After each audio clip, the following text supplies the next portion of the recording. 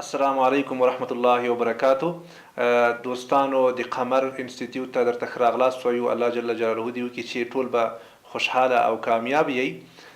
دوستانو لکه څرنګه چې تاسو ته معلومه ده، موږ په قمر انسټیټیوټ کې ستاسو دینی پوښتنو ته جوابونه وایو او په ټولنیزو چارو کې درته معلومات درکو، لارښوونې درته کوو او همدارنګه نیکې مشورې درته درکو.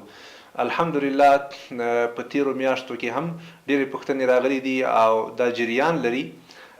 دوستانو یوه پوښتنه چې ډیره تکراریږي هغه دا ده چې دوستان الحمدلله ډیر سفرونه لري او دوی دا پوښتنه کوي چې مونږه په موټر کې، په ریل ګاډي کې، همدارنګه په طیاره کې دا منځونه څنګه وکړو، پرېږدو قضا یې کړو او که نه ادا یې کړو.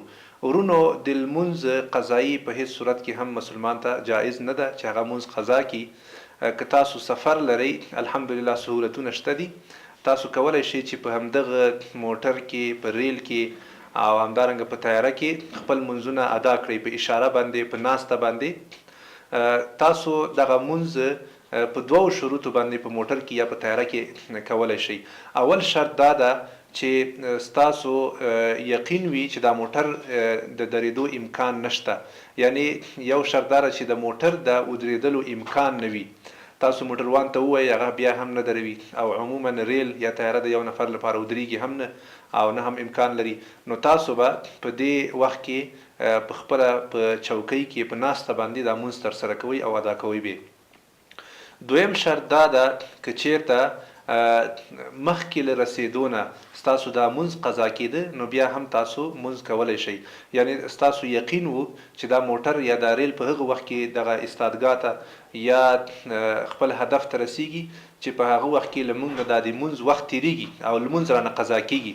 نو په دې صورت کې تاسو به بیا په همغه ریل کې یا په طیاره کې یا په موټر کې لمونځ په ناسته باندې ادا کوئ.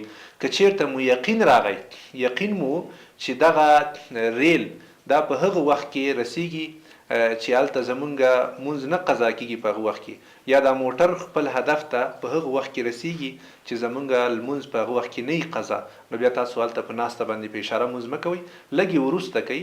لږې وروسته که هېڅ مشکل په دې کې نشته.